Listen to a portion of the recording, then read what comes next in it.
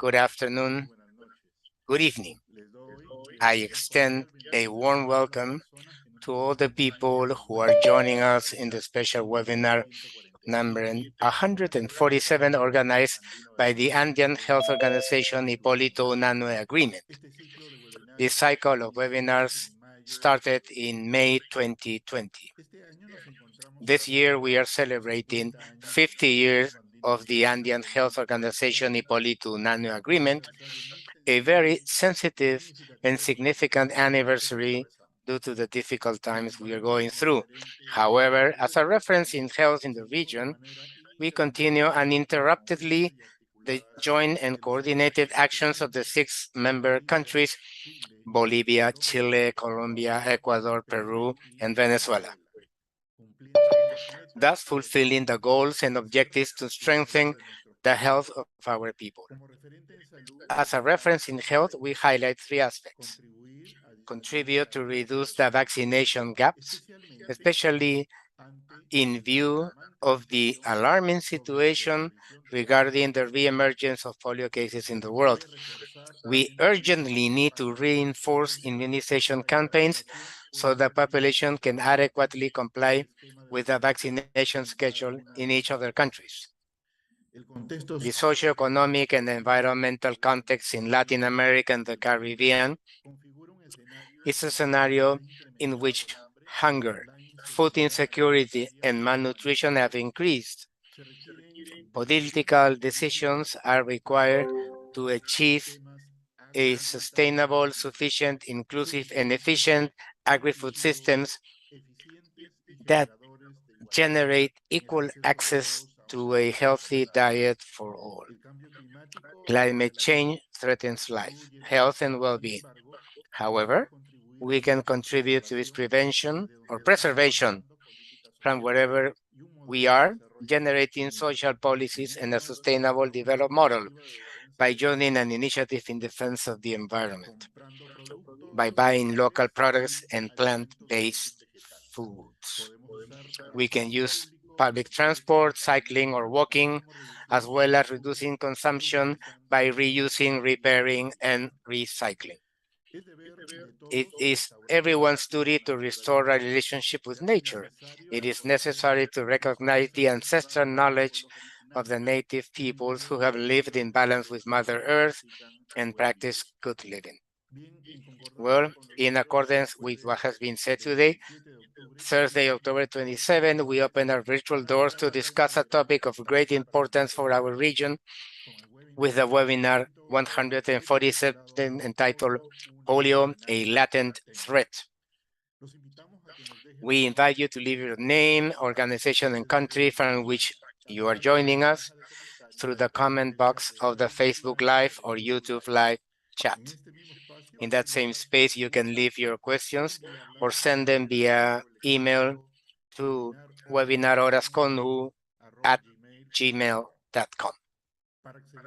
To access the certificate of attendance to this webinar, as usual, you must fill out a short survey and leave your data in the fixed link found in the Facebook Live or YouTube Live chat. The certificate will be sent to your email in the next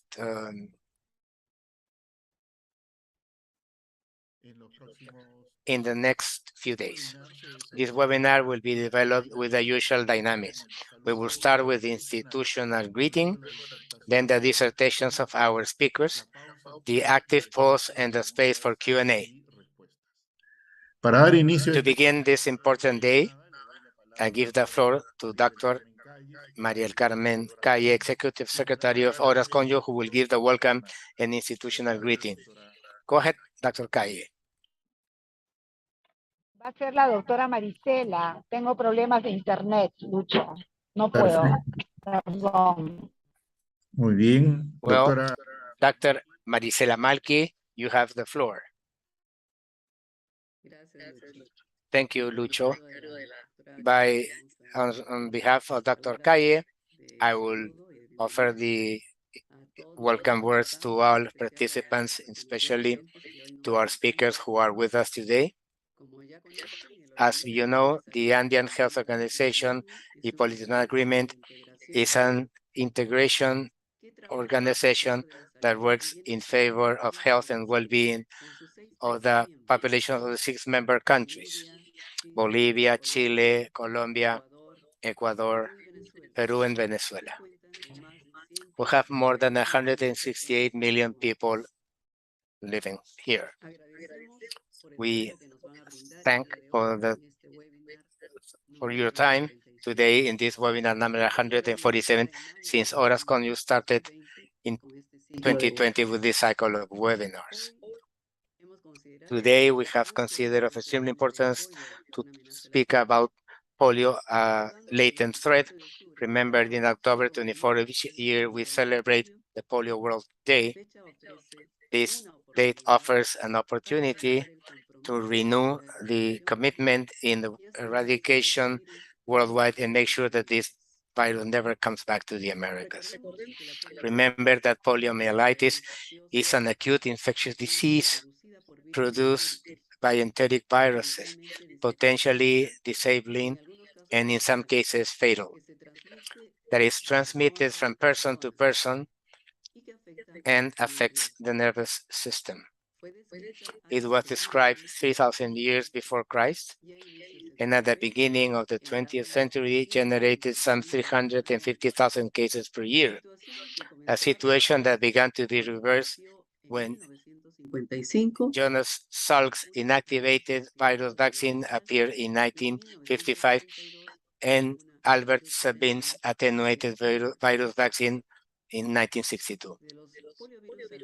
Of the wild polio viruses 1, 2, and 3 that cause poliomyelitis or infantile paralysis, the poliovirus type 2 was declared eradicated in world in September of 2015. And wild poliovirus type 3 was eradicated in October of 2019, leaving wild poliovirus type 1 to be eliminated. In the Americas, a region of the world that has stood out for being very receptive to vaccines, it was achieved that in only 9 years, being the first in the world to eliminate the risk of polio in 1994. However, the polio virus persists in the world, and there are currently 4 countries with cases of wild polio. 1, that can spread given the conditions of mobilization of populations due to trade, search for work, wars, and other social conflicts, natural disasters, the COVID-19 pandemic, among others.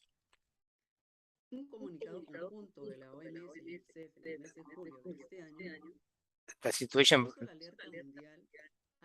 with the joint communique between WHO and UNICEF in July 22 put the world on alert by showing that we had reached a larger than interrupted drop of the child vaccination in about 30 years, and that only in 2021, 25 million people in the world did not receive 1 or more doses of the vaccine against diphtheria, pertussis, and tetanus. In the Americas, vaccination rates against polio, measles, rubella, diphtheria, and other vaccine-preventable diseases have declined over the past 10 years, and this trend was exacerbated by the pandemic. Vaccination rates with the 3 doses of anti-polio vaccine were in 79% in 2021, puts the region of risk of reintroduction of this disease. In that same year, more than 2.6 million children were not vaccinated or were not fully up to date with their vaccines. And recently, Dr. Carissa Etienne, past director of PAHO, announced that Brazil, Peru, and Dominican Republic are at a very high risk for polio reemergence. And in the 3rd Pan American Health Conference in Washington, US, September 26 to 30, a resolution was approved to keep the Americas region free of polio and urge the member states to formulate and execute a polio mitigation plan that is a priority and specific, that includes measures to increase vaccination coverage, improve surveillance, performance, and involve all the stakeholders.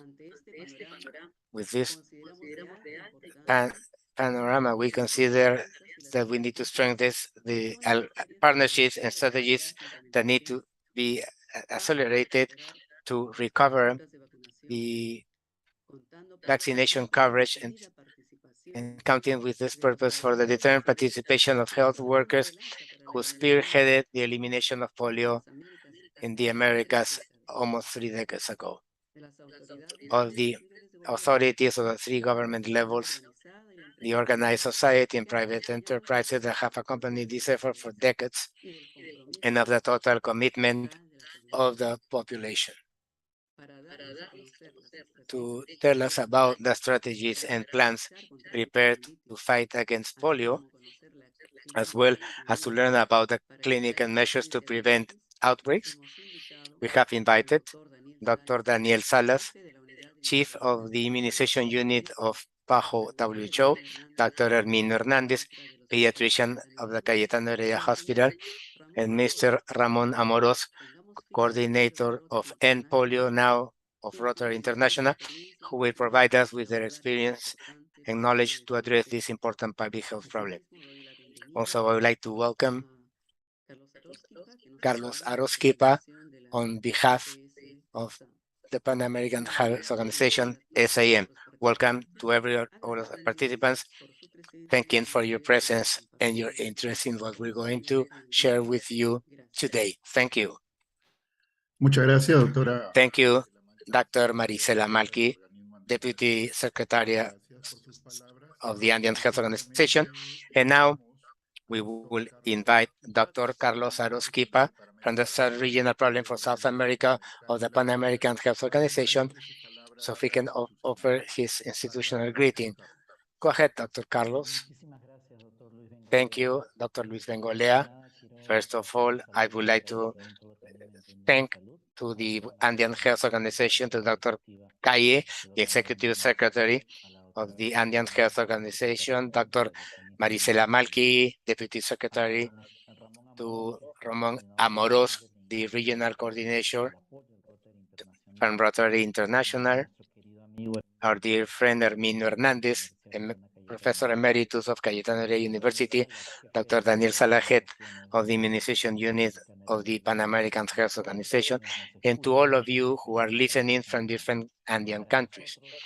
For us, from the Sub-Regional Program for South America, it's an honor to participate in this day that, as all the other webinars, gets the international organizations and the academy and the civil society and governments to talk about topics of special interest on public health, especially to build public policies that are evidence-based.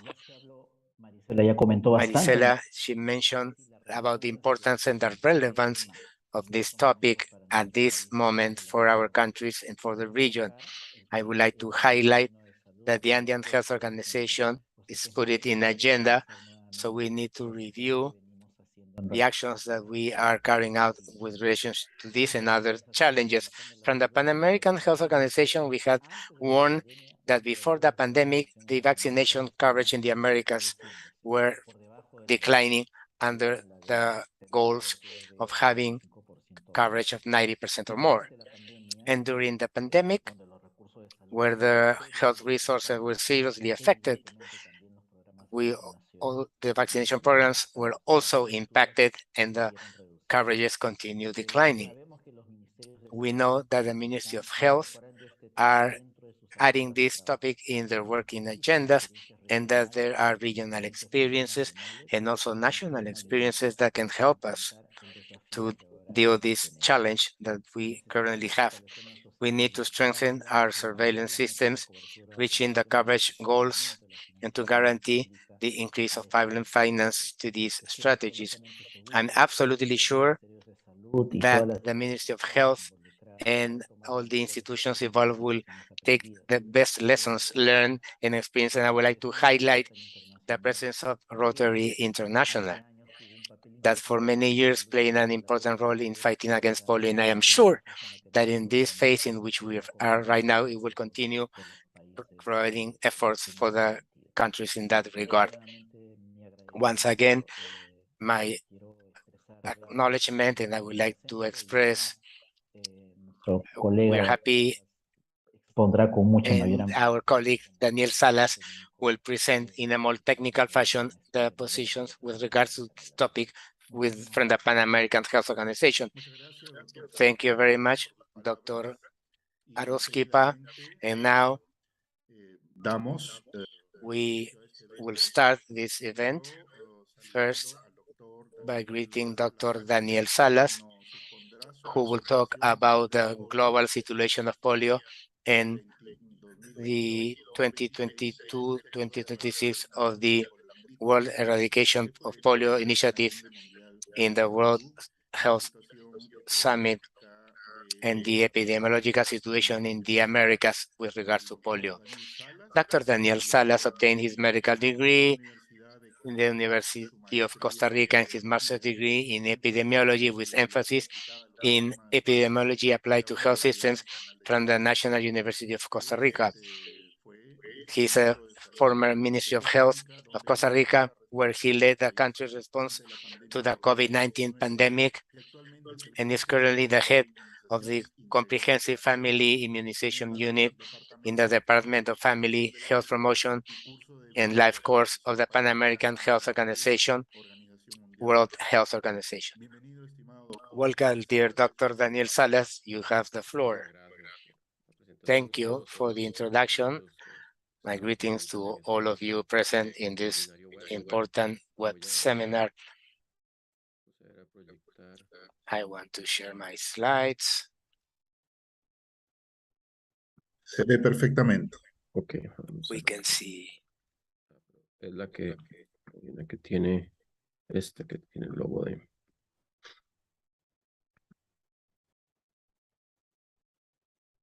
Bueno, vamos entonces a. So let's start. ¿Están viendo bien la? Can you see the presentation? Perfecto. Yes, great. Well, we're going to look at a summary of the situation of poliomyelitis. At this moment, we're going to see the scope on the world level, what we have in the Americas, the recommendations issued from our institutions at the regional level, at the highest level, which is the Technical Advisory Group and the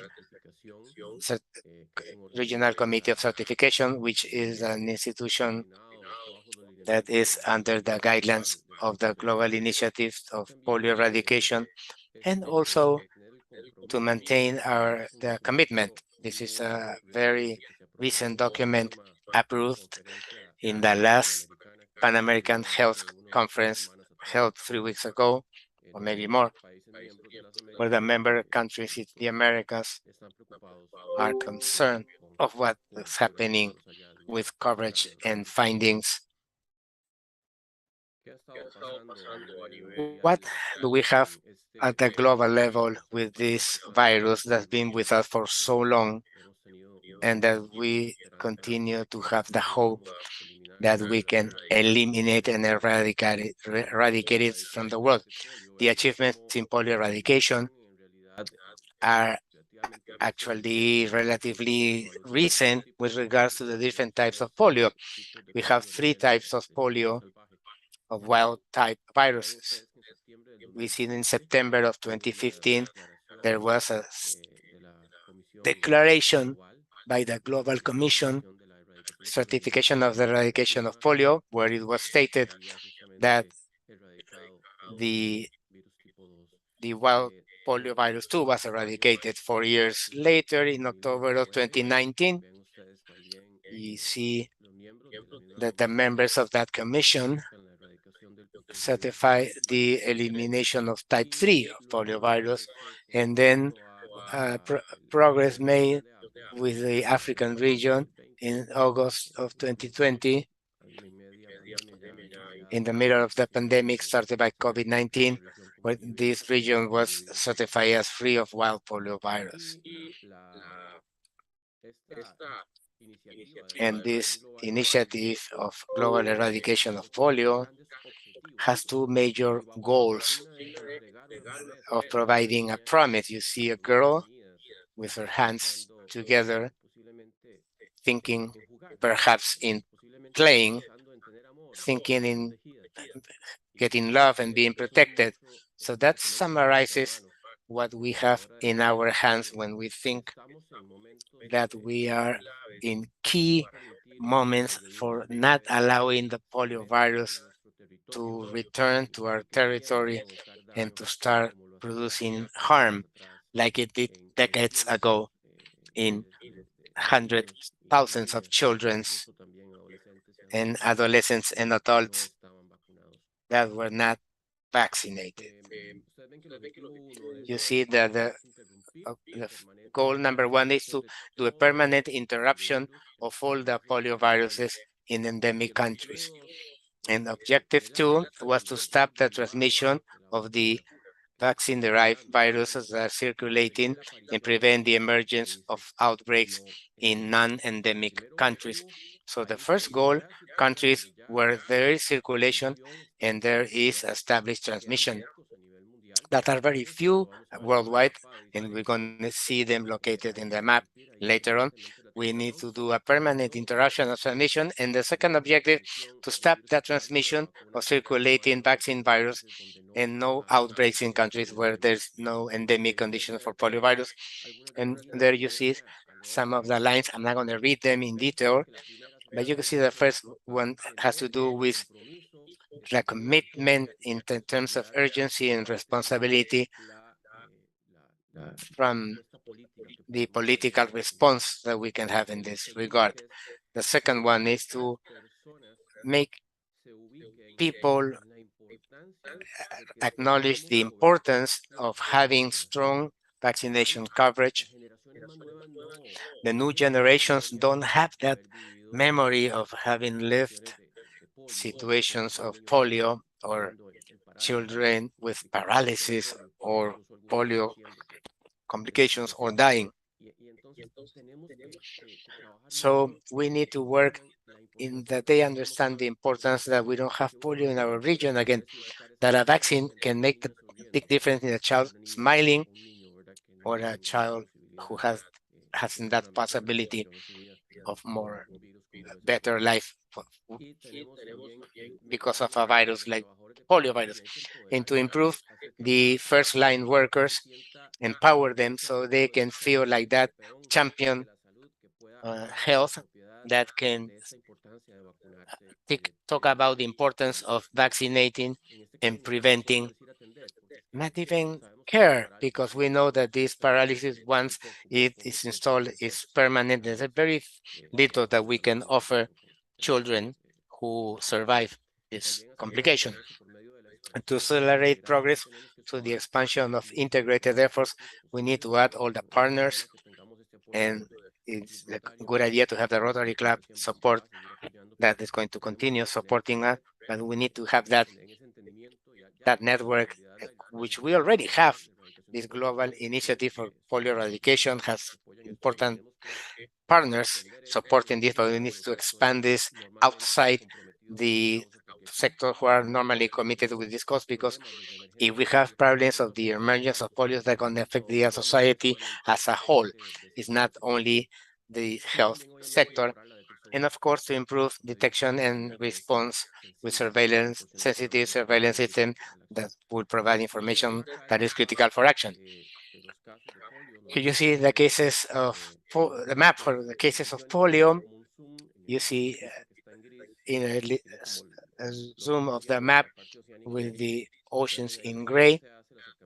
You see how we have at this moment a persistence or presence of cases of wild poliovirus type 1 in Pakistan, with the last case detected September 15 of 2022, in Afghanistan, with the last case on August 29 of this year, in Mozambique, August 10 of 2022, and in Malawi, November 19 of 2021. But there's also, this is with regards to the wild polio virus, but we have detection of vaccine-derived virus type 1 that's circulating in Congo, Malawi, Mozambique, Madagascar. We also have cases of type 2 virus derived from vaccine that's circulating in those countries that you see in the list in Congo, Yemen, Nigeria, Ghana, Somalia, Nigeria, and we recently added the US, and we're going to talk a little bit more about that, the case detected in New York not too long ago. And we also have in Israel detection of one case of circulating virus derived from the vaccine type 3 on February 12, 2022. You see a summary of the situation with this wild type 1 poliovirus in Malawi and Mozambique, where the last case of polio in both cases was in 1992. But you see that in November of 2021, there was one case of paralysis in Malawi. We were able to collect pieces quickly a few days later, and then the report by the reference lab in South Africa in February with the confirmation by the CDC in the US on February 12th. And then we started the first round of vaccination with the bivalent OPV in under the age of 5 and Malawi neighboring countries. And unfortunately, they detect on March 25 a first case of paralysis in Mozambique, and the report or notification by the World Laboratory Network on May 15, and on August 10, there was a start of the paralysis in the last case detected in Mozambique. So the virus is associated genetically to the one in Pakistan in 2020, and up to October 11, there's been one case reported in Malawi and 7 in Mozambique. A number of actions have been carried out to try to prevent the extension of this. And these are recent outbreaks of VDPV in countries were previously free of polio: Pakistan, Ukraine, Israel, and the UK. Se han detectado casos. They have detected recent cases, and that although it is true that in Tajikistan the outbreak was closed in April 2022, there are important findings such as the environmental detection of the virus with the environmental circulation in Israel, Ukraine, and the UK. And the case of Israel in the UK has been related to the case in the US in New York. The important thing here is how strong are the coverages, because if we have population coverage, collective coverages that are high, of course the risk, despite detecting the importation or the environmental presence of the viruses, the possibility of children with paralysis or with a greater outbreak is significantly decreased. But when the coverage is low and the capacity of countries of detecting those cases is not complying with the quality parameters in terms of opportunity and quality of the samples, we are in situations of exposure. So now we come to the situation of polio in the Americas. You can see this graph that shows a trend of the third dose of polio since 1994 to the last official report issued, the winning report that issues the WHO together with UNICEF. And you can see in 1994, 27 years ago, we had 81% of coverage. You see how we start to increase, and we had very important coverages close to that 95%, with a threshold that's even higher than other regions with regards to ideal coverage with 95%. You see that we were almost there, maybe in 2006 or 2007. But as it was mentioned before, the coverage started to decline even before the pandemic. We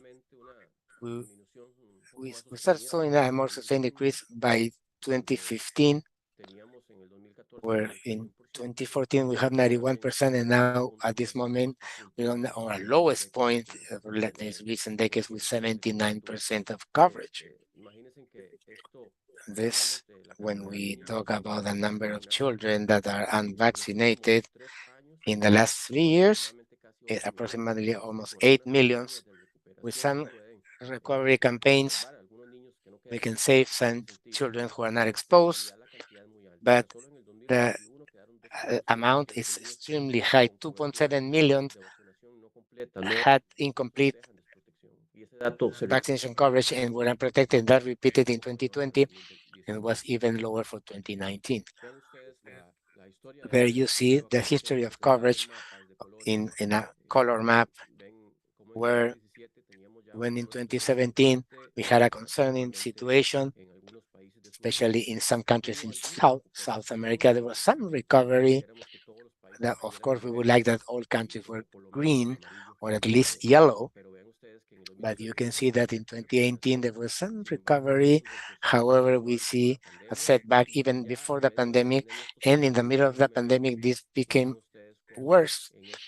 And you see how at this moment we have a large number of countries in the region who have coverage less than 20, no, 80%.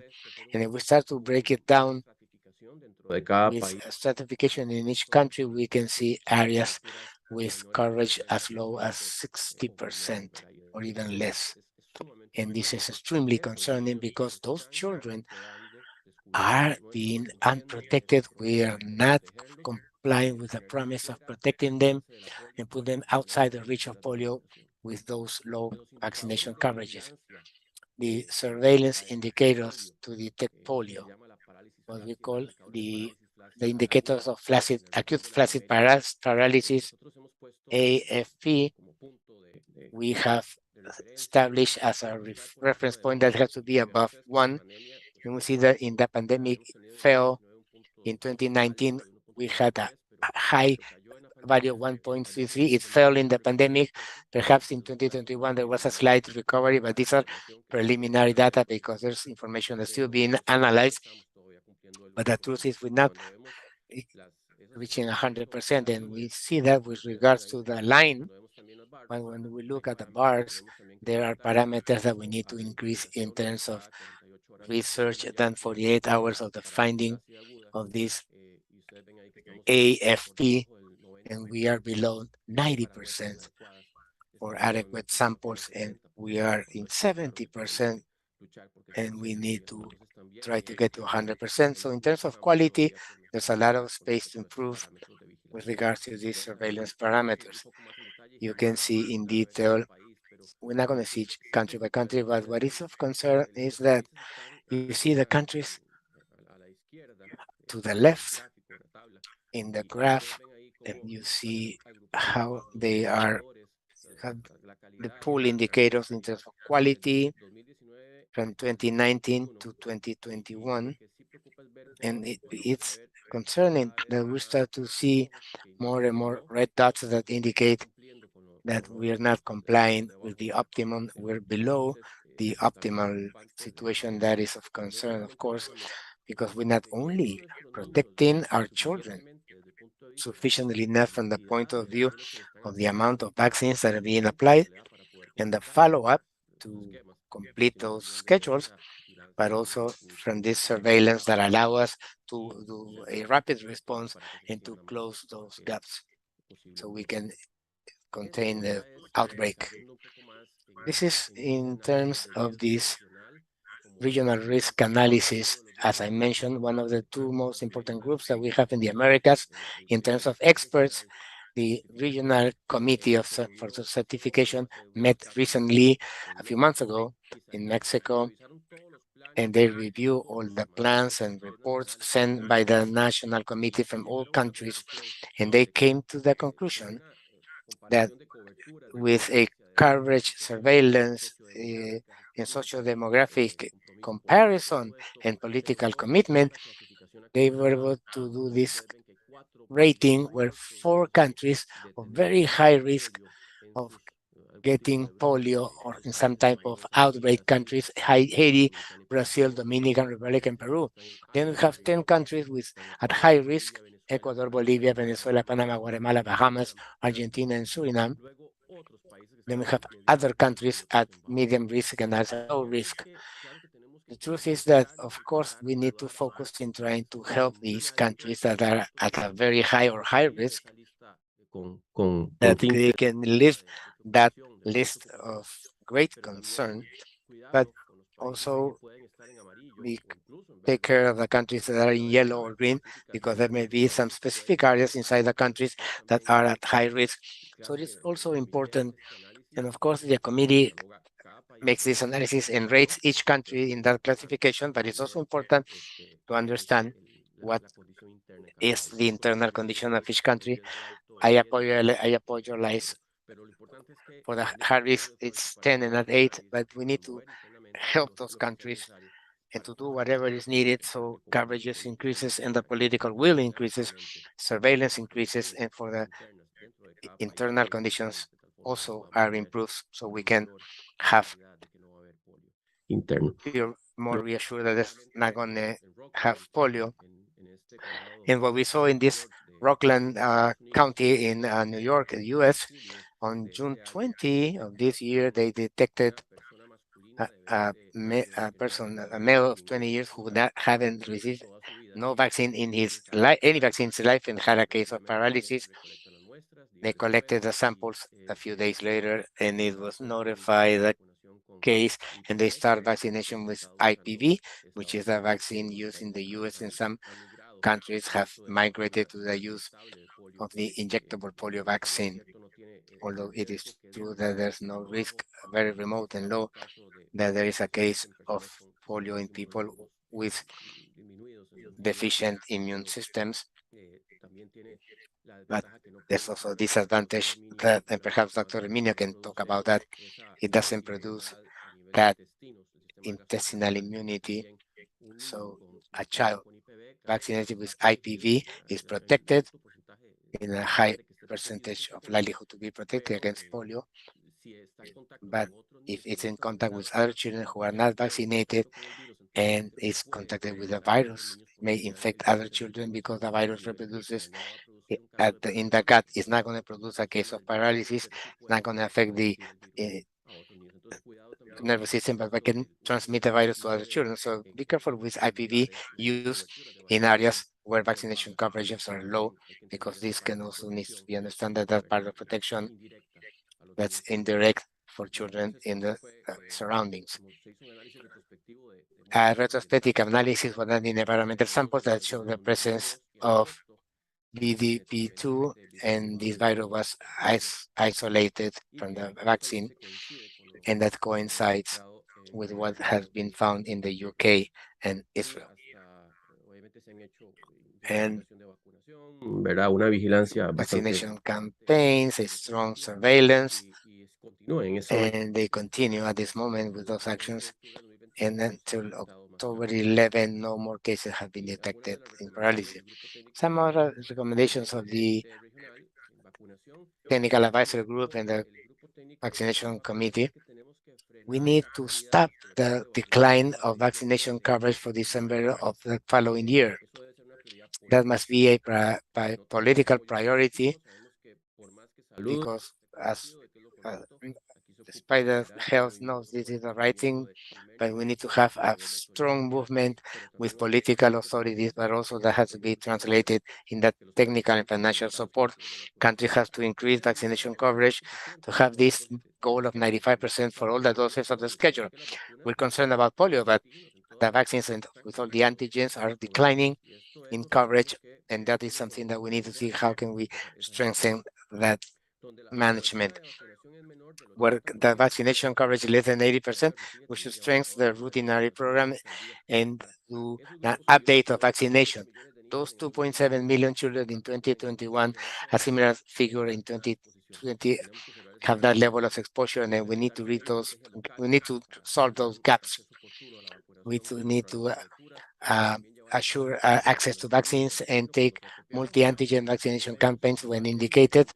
At some point, it's going to be important to join measles, rubella, polio, polio, vacunas que pueden ser and other aplicadas vaccines maximizar or la mumps protección to contra increase el that día de joint hoy la protection, and información also del poliovirus due ha to the risk of sido infiltration of wild poliovirus 1 or vaccine-derived poliovirus or the reemergence of a VDPV, countries should carry out activities of updating with IPv1 and IPv2 to all eligible children, and also recommend not to discontinue and this is important, the use of the oral bivalent polio vaccine in favor of a schedule of only IPV.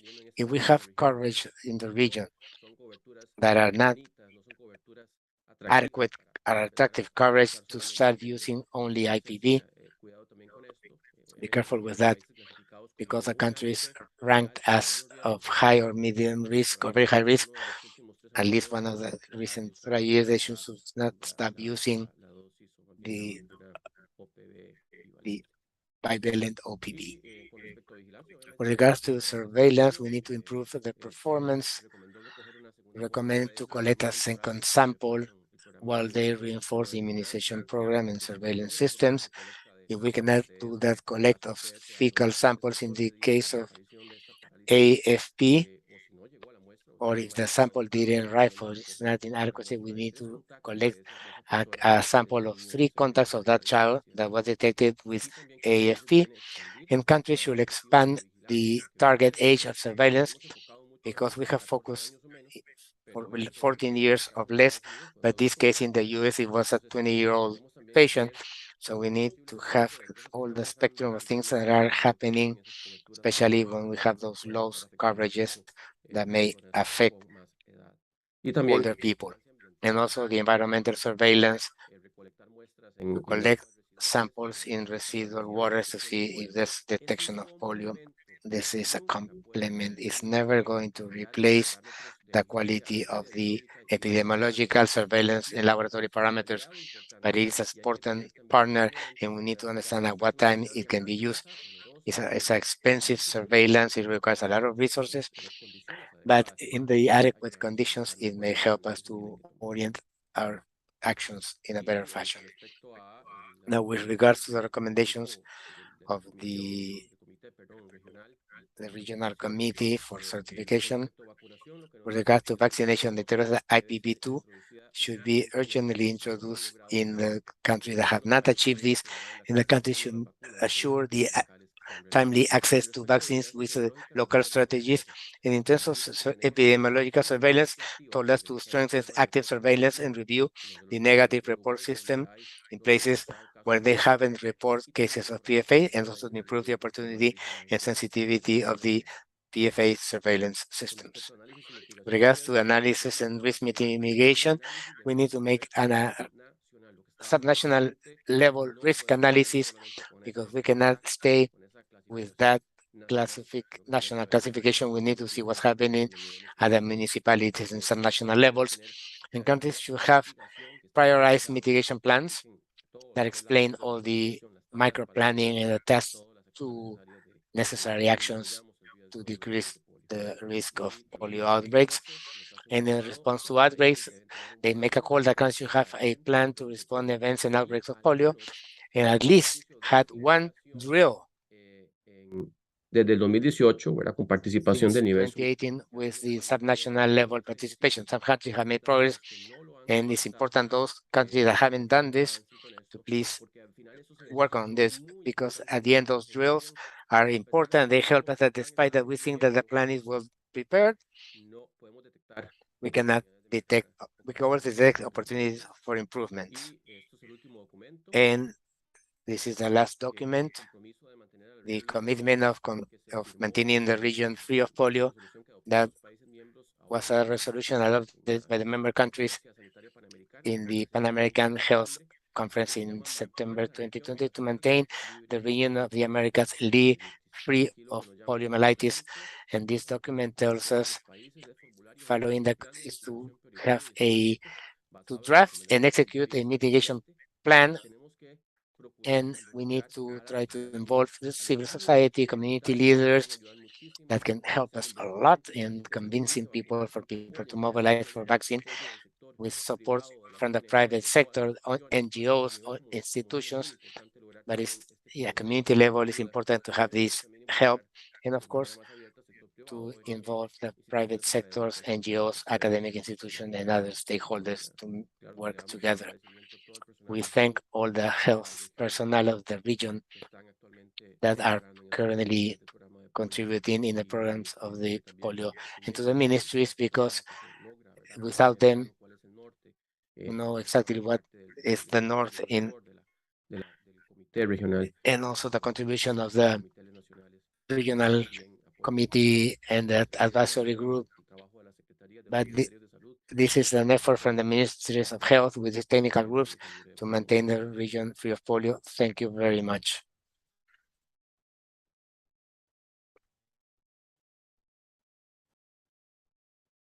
Excelente, doctor Daniel Excellent, Salas. Dr. Daniel Salas. Your presentation has been very clear regards the position that we have to eliminate the presence of wild poliovirus in the world.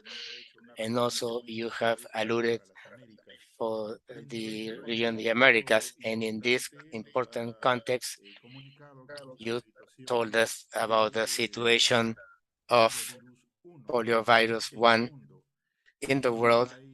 And at this moment, there are few countries that are still having circulation of this disease and of the virus. Afghanistan, Pakistan, Malawi, Mozambique are the places in Africa and Asia where we still have the presence of this wild poliovirus. The good news that you gave us is that the circulation of poliovirus 2 was eliminated, and also of poliovirus 3 in 2015 and 2019 respectively. It is important to consider that in the strategy that's required to be strengthened, we have the improvement of vaccination coverage, both at the regional level, but with special emphasis in identifying the gaps in the subnational levels, district, provinces, cantons that have a high incidence and is not reflected necessarily at the national level. It is also important to highlight that there is circulation of not only wild poliovirus, but that one we have the presence of the polio 2 from the vaccines. And one of the examples has been the case of the Rockland County that this year had en un joven de 20 one años case in a 20-year-old patient who had the characteristics of an relacionada a parálisis flácida aguda que acute se ha flaccid recuperado, paralysis pero process que that has recovered. en este condado de Nueva York But in this New se York observó no County solamente el caso con was not suficiencia only sanguínea the en los case, estudios que se but han also in the realizado studies de carried out muestras de of residuos fecal en los desagües. or Y esto water, es muy importante sewage porque water identifica sample, because this la circulación identifies en este escenario. the circulation in this scenario. There's also been this relationship in other nearby counties, Orange, Sullivan, and Nassau, and also in New York. But at this moment, it has been neutralized and we are somewhat at ease now. It is important also to consider that relationship with other cases in Israel and London that are also VDPV, but type 2. But the important in this case had not traveled, but they've had a relationship with a community meeting with several people some weeks before. Also, the recommendations that you are giving us with regards to the situation of coverage. And here, para something we need to consider for the Andean and South American region, the fact that the case of Peru, it is at a very high risk of the presence of polio, and also 4 Andean countries at risk of getting this condition, and this indicates or reminds us the study of vaccine coverage that don't even get to have an acceptable level, and they stay with very low coverage. Another important topic is related to what to do, and in these actions, it is very important that we need to stop the decline of vaccine coverages and to increase these coverage, vaccination coverage as soon as possible to the entire children's pediatric population. Concomitantly, I think that this is going to be an important topic for conversation, that the vaccine coverages for polio virus have declined, but also of other vaccines like measles, diphtheria, tetanus, and pertussis, and for the and 21 million children receive only one dose or an incomplete dose, and this is something that had not been seen in 30 years. You mentioned that these facts are important. And finally, we need to recognize that for the fact of eliminating the presence of this disease in the Americas, the backbone of this fact with the elimination in 1994 was the health staff, health personnel that had all the work and did impressive activities for the control in on the rural areas and jungle or the coast and the highlands, and this is a fundamental achievement. And another important thing that you mentioned is the relationship with the private sector and with institutions who work on this topic and other institutions that need to join to make this control effective and a permanent elimination of this disease. Finally, the use of vaccines that Dr. Arminio will talk about. Dr. Daniel Salas, before you leave, because following your request, I would like to ask you some questions sent by the audience. The first one says, is there resources available for the successful implementation of 22-26 strategy? Who should be the most important financing institutions? Thank you. I was recently in Geneva and we had this meeting of the highest level in vaccines worldwide, and we were reviewing the financial support. The concentration of all the support given is the countries that you saw that have a circulation and several cases detected. There is where we have the highest concentration of financial support is in that areas. We saw it in the map, but that doesn't mean that there's no support from the regional program to the Americas. Of course, there's technical support and collaboration to improve the measures that we're executing in the countries, but it's also important that what we are doing in the Pan American Health Organization, an effort of adding strategic partners that can help in the most specific actions in some of the countries who have higher priority, so we can, because we know that after the pandemic, there's been many financial programs, the resources have decreased, but we would like to help all the countries in all their requirements, but that we're working internally in developing the component of the action plan so we can have the possibility of adding financial support for specific cases. But it is important that we cannot neglect the internal effort in each country when we talk that the private sector and NGOs and the municipalities should join. There is a large support with the academic sector, so we invite for that internal analysis to see how can we create that support network in the countries. Muchas gracias, doctor Daniel. Thank you, Y la doctor. segunda And a pregunta, second question, ¿se ha analizado el impacto have de you las analyzed vacunas? the impact of ¿Cuáles serían las anti-vaxxers? principales What will be the estrategias most para important afrontar los retos strategies que to representan face estas the actividades? challenge that their activities represent? Thank you.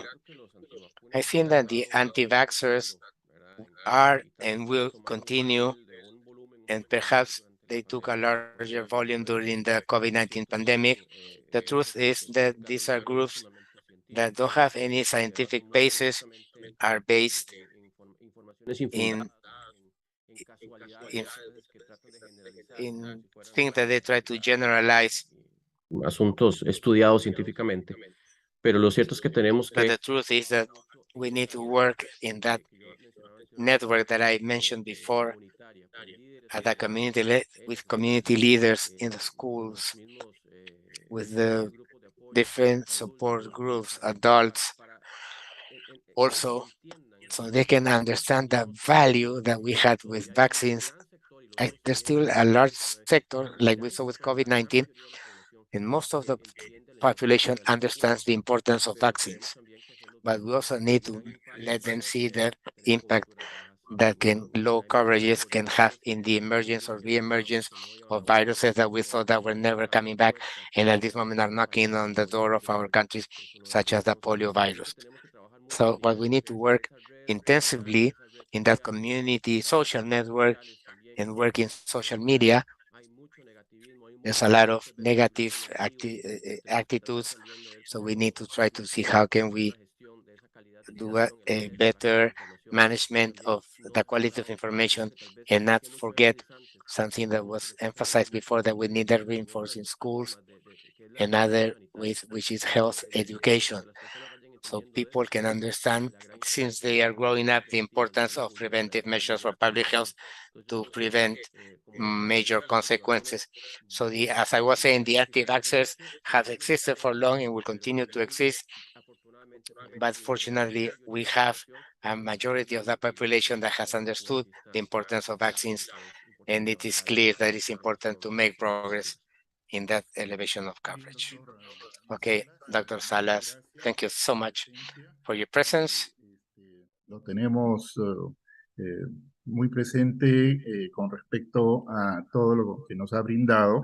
Thank you for what you have mentioned, and you have our institution doors when you decide to come. Good morning. Thank you.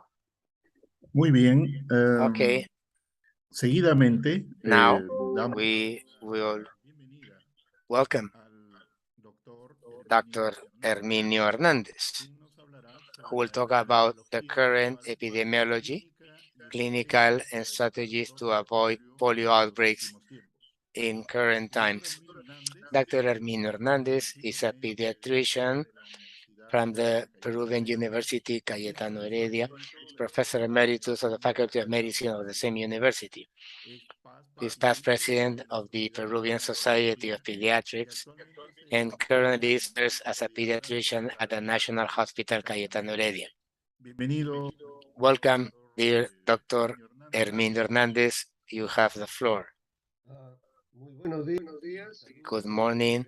Greetings to some of the audience. It's good afternoon.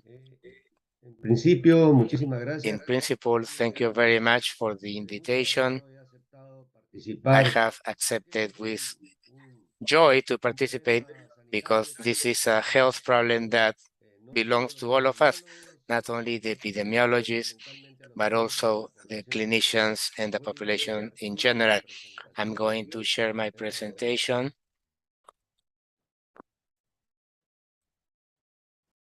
Se ve muy bien. Ponerlo. Ok. Estamos Great. bien, doctor. Adelante. Yes, go ahead, doctor. Bien. Well, Voy a mencionar I'm going to mention los agentes what are principales, the most cómo important es que agents, se produce how the infection is produced. Of course, the core is the clinical part. I'll talk about the different ways of presentation of polio, because you're speaking of how to locate cases is by thinking in the differential diagnosis of flaccid paralysis, this Guillain-Barré syndrome, and of course to mention the existing anti-polio vaccines.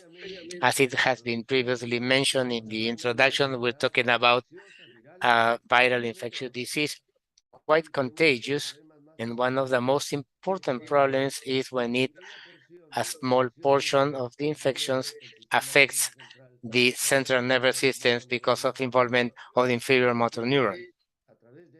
It's through these mechanisms of the motor neuron a cause of flaccid paralysis. Mention that most of the infections are subclinical. The problem is that these subclinical infections are clearly a source of transmission and spread of the infection. Of course, as in all infections, and in particular the viral infection, there's a whole spectrum between the way of subclinical presentation or asymptomatic, and of course the most severe presentation, which is paralysis, that can be a problem, a disability, and because there is no specific treatment for this virus. We're talking from the etiological point of view of an type of virus known as enteroviruses, and this is an RNA virus from the picornavirus group. As it has been mentioned, and we know for a long time, there are three known serotypes, 1, 2, and 3, and three of them can generate paralytic disease. We have the good news that we no longer has type 2 virus, and recently type 3 virus of the wild viruses are no longer in circulation, but the countries still have the circulation, the endemic circulation. Most of the outbreaks have been by type 1. And let's remember that there are other enteroviruses, Coxsackie, Echo, now have a definition in terms of letters, may produce similar cases, including paralysis. This virus, through fecal oral transmission, so where there is no water sanitation, the transmission is quite easy through the fecal oral or food contamination, and it will reach the mouth, and from there is going, the virus is going to get to the pharynx and the gut. And that's how the virus can be isolated in the pharynx for 1 or 2 weeks, and in feces through shedding through 3 to 6 weeks from few days after the infection. This, because of the mechanism of transmission, is considered to be an infection that's highly contagious. As in every other infections, there are risk groups for the infection and for the severity. I'm talking about of immunological deficiencies, humoral type, conditions in pregnancies. The pregnant woman has a high risk of presenting infection with severe forms, and in current times, one risk condition is not being vaccinated against polio. The best example is what has been seen with the case reported not too long ago of a person, a 20-year-old person who was never vaccinated against polio and who developed the vaccine type polio. The virus goes through the mouth, is located in the pharynx, then the gut, and in the oropharynx and in the gut tissue, it reproduces and replicates, and from there it goes to the regional lymph nodes through viremia, and it can reach the central nervous system through the blood or ascending through the nervous system. We need to remember that in the pathogenesis, it is extremely important the presence of humoral antibodies, because these are going to prevent the location De ahí and the que estar neurological vacunado y tener una harm. respuesta de And by anticuerpos being vaccination and have a response in the body is the best defense against this infection. Una vez que llega Once al it sistema reaches nervioso the central, central nervous system, fundamentalmente a la motoneurona to the motora inferior que está inferior motor neuron de la médula in principal, the medulla, destruye a it esas neuronas, destroys these neurons mediante un proceso through inflamatorio an que va a producir inflammatory process where we're going to see PMNs. El problema está The que muchas problem veces is that también sometimes se puede it comprometer can no also solo la involve médula, not sino only también el bulbo y la protuberancia. the Y bulb por and the ello se protuberance, dan and when that formas muy happens, severas we're de la going to see enfermedad. severe forms of the disease. Dependiendo del grado de proceso Depending on the inflamatorio degree of the en la inflammatory motoneurona, process in the motor algunas neuron, veces puede haber sometimes reversibilidad we del can proceso. see reversibility En of this otras, process, but in como others, ocurre as mayormente is cuando what hay la happens in the paralysis, majorities when there's dos tercios paralysis, quedan con two-thirds of secuelas. them Como have mencioné sequelae. previamente, As I otros mentioned before, enterovirus other producen enterovirus lesiones may similares. produce similar Diría que es lesions, importante so it's entonces important documentar to desde el punto de document vista virológico from the en base virological a point of estudios view preventivos mediante through PCR, cultures and a PCR. modo de estar seguros We que can estamos be frente sure al that virus we are polio y facing también a diferenciar poliovirus and por also la parte differentiated genética si by se the trata de un genomic virus part if this salvaje is o a wild realmente type de un virus virus or derivado this is de a la virus derived vacunación. from vaccine. En los casos fallecidos del In the tipo de cases hipertrofia who del died, linfológico, también se ha descrito we also hipertrofia del have globo discovered linfoide, hypertrophy of mesenteric deterioro lymph de la nodes, disociación de la brain médula ósea, congestion, and protrusion obviamente en los of the casos severos. spine in severe cases, of Desde el course. punto de vista clínico, From the clinical la point of infección view, se puede the presentar infection may present como una infección as an inherente y inapparent sintomática infection, que es la gran asymptomatic, mayoría de casos, which is most of the como una cases, enfermedad abortiva as an leve, abortive ¿no? mild En alrededor disease del in 4 o around 4 5%, to como una 8%, forma de meningitis as aséptica a llamada poliomielitis aseptic de forma meningitis called paralítica en un non-paralytic 1% poliomyelitis in y 1%, la enfermedad and paralítica, the que es paralytic realmente la más disease, which común is the en el most resto de la feared población, en menos with this del infection, 1%. in less than El 1%. problema está The problem que is en todas that las formas, in all the incluyendo la forms, infección inapparente, including the es inapparent difícil infection, llegar al intestino the y virus, when it reaches posteriormente, the intestine and por be algunos shedded through the días feces o for a por few semanas, weeks, se constituye it en becomes forma asintomática y the abortiva la asymptomatic and principal abortive fuente de presentation, the transmisión most important de la sources infección. of spread of the infection. Por lo cual, So podríamos decir we may que say frente a un caso that de when you polio see a polio paralítico, de case, forma a paralítica, paralytic tenemos case, we have 99% infectados 99% con la of otra forma de infected with the transmisión. other presentation, Por lo tanto, and therefore estas otras formas these other que son inaparentes, forms of abortivas, asépticas, presentation, la which forma are de asymptomatic, meningitis aséptica inapparent, or o en aseptic el caso de la meningitis, meningitis aséptica no paralítica, también van a seguir also are going significando to continue infección. disseminating the infection. En la forma inaparente o In the asintomática, inapparent como or decía, asymptomatic, which is alrededor del 90% de los more than infectados, no hay síntomas, 90%, there are no es symptoms asintomática. because it's Su periodo asymptomatic. de incubación va a variar Incubation entre period 7 goes a from 14 7 días. to 14 La days. forma The abortiva es la abortive forma presentation, primordial, con un poco de it compromiso has de síntomas, fiebre, some symptoms: fever, malaise, diarrea, headache, diarrhea, dolor de garganta. sore Recordemos throat. que el virus Let's está remember that the en el virus orofaringe y en el is intestino located in the y ahí oropharynx and the las gut, manifestaciones and from negativas there y they la have the diarrea. manifestations of diarrhea Dura and aproximadamente sore 3 a 5 throat. días y It después lasts se 3 to va. 5 days Sin and embargo, se goes sigue away, excretando but you antígenos. continue shedding the La virus. forma no paralítica, The llamada también non-paralytic meningitis form aséptica, called aseptic presenta meningitis por presents razones obvias, compromiso del sistema with nervioso central, central nervous system cefalea, fiebre, involvement with infección, headache, dolor fever, abdominal y abdominal meningitis. pain, and meningeal Entonces tenemos un sistema signs.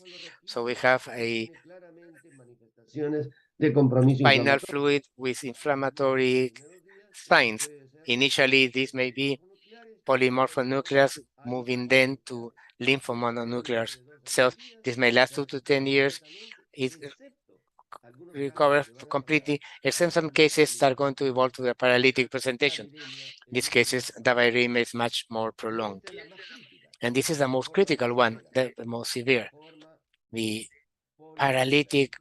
La presentation. incubación puede ser The de 2 a 6 incubation may días, be 2 to 6 se days. inicia como It una, starts like como an una infección infección febril in a inespecífica, specific febrile mucho condition, and as many infections that we see, there's a biphasic curve. Initially is asymptomatic, then the symptoms asymptomatic and then disappear between 1, 3, or 7 days, and then the symptoms re-emerge. That's what is called biphasic involvement. And this type of involvement occurs with all enteroviruses in polio and enterovirus. This biphasic involvement is present in 1/3 of the patients. The central nervous system involvement is variable. In some cases, they have aseptic meningitis, and the spinal fluid is abnormal. There's a clear increase in cells, starting with polymorphonuclears and then switching to the presence of lymphomononuclears, as we frequently see in aseptic meningitis.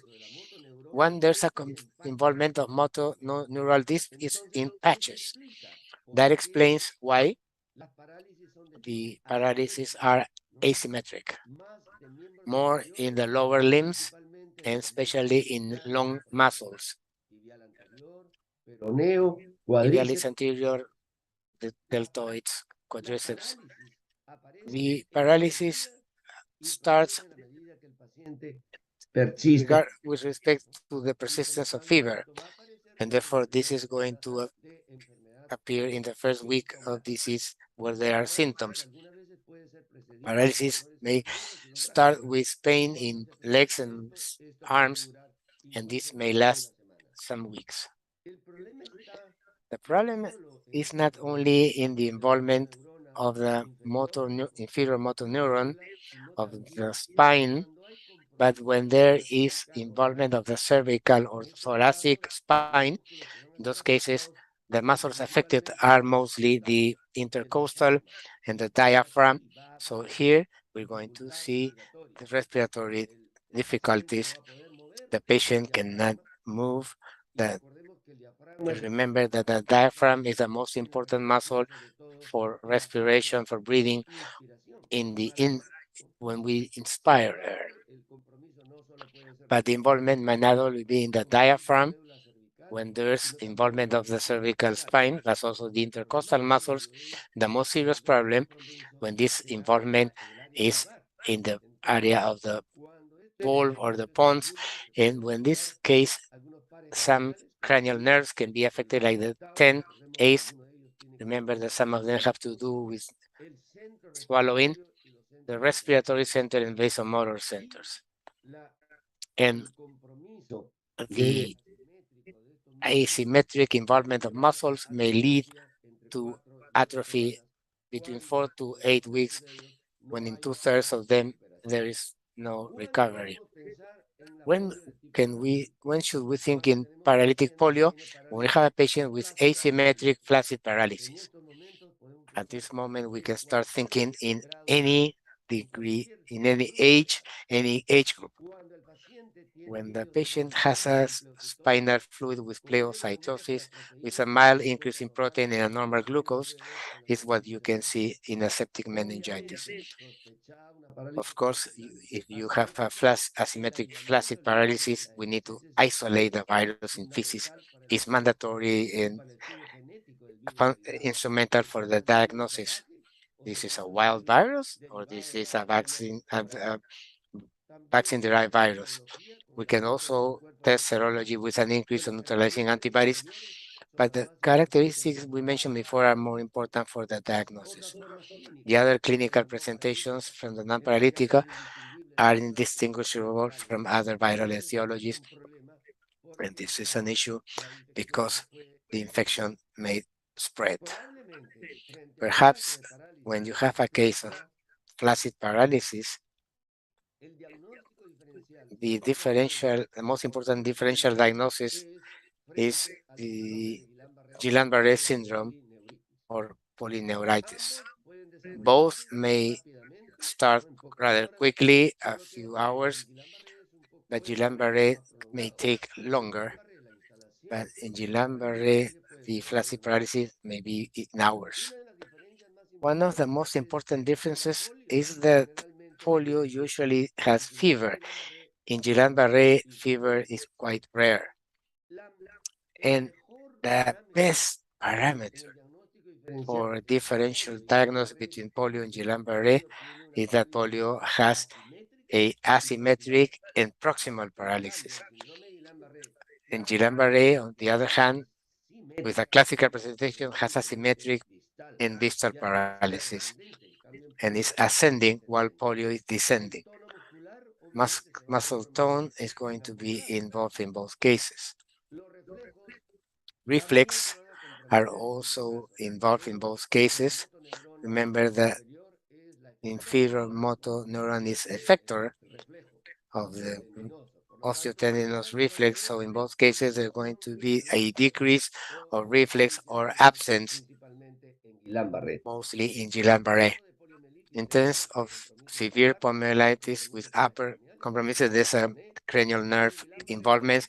In Guillain-Barré, much more frequent involvement of 7 and 9, noveno al and décimo. from 9 to 12. The spinal fluid, the study of the spinal fluid is one of the best laboratory parameters. Remember that in Guillain-Barré, there is no cellular response and there is an increase of protein, and this is called the albumin cytological dissociation, while in polio there's a clear inflammatory response with increasing cells, some response in protein, and with a glucose that's almost normal. As sequelae that we can see weeks later, this can have an asymmetric atrophy with deformations in lower limbs and with the classical images of poliomyelitis. But in Guillain-Barré, the atrophy is going to be symmetric. This is an interesting slide where we can see the involvement of polio in this region where we have the motor neurons, inferior motor neurons, in the polyradiculonephritis or the Guillain-Barré syndrome, the involvement and destruction of myelin of the axons. Guillain-Barré is considered as an autoimmune disease linked to Campylobacter infections.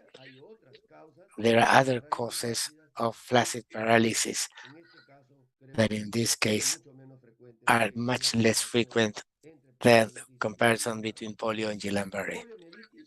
Poliomyelitis, how do we treat it? Treatment is symptomatic. Just any complaint of fever or pain, we will use an antipyretic or a painkiller. There is no, until today, a specific antiviral treatment. When there are severe cases, which is less than 1%, with respiratory involvement, of course, the patient needs respiratory support, so needs to be admitted to an intensive care unit. Once the patient has recovered, need to remember that the mortality can occur in less than 1 to 4% in severe cases. Then when the patient recovers, is going to require physical rehabilitation because 2/3 of the paralysis can have permanent damage. So the patient is going to require a physical therapy management. The best treatment for polio is prevention with the current vaccines that are available. We have two types of vaccines. The first vaccine produced was in 1955, the inactivated vaccine. And then in 1963, we have the called Sabin vaccine, the most used in countries and that has served for the control and the elimination of polio in the Americas has been the oral vaccine. Until not too long ago, it combined the three types, 1, 2, 3. We have the bivalent vaccine where we still use the oral polio vaccine. This is a vaccine with live attenuated virus, genetically stable, but as in many enterovirus are not the exception, they can have neurovirulence. So this is one of the adverse events most feared with the polio oral vaccine. This is a flaccid paralysis or polio vaccine polio. This has been documented for a long time. I think there have been some outbreaks, and the most known in the Americas was the one with more than 20 cases in the Dominican Republic. This was due to the type 1 VDPD, but in other countries they documented cases. And at present, what Dr. Salas mentioned, there are cases in the most recent cases. The New York and the Israel case are produced by polio vaccine. What we do know is that the most important risk factor or the presence of paralysis secondary to the vaccine is when the immunization coverages in those countries where there's small outbreaks to the circulating BDP is because they had low coverages. That was detected in the Dominican Republic, where 40 and no more than 50% of the population had a coverage that was sufficient. So when a circulating virus, no one can control it, and we can see this adverse event. The frequency of this adverse event is between 1 or 2 per million doses. And this can explain why in Peru we started reporting since 2003, and in 10 years we had 7 cases of polio associated to the vaccine or circulating virus, like we see in the slide. Because this is a live attenuated vaccine, any condition of immunosuppression or infection HIV or family contact with immunosuppression, severe disease with fever or without beer and pregnancy are indications to be cautious or contraindications to the use of the oral vaccine. The vaccine that's being used most at present is the inactivated polio vaccine.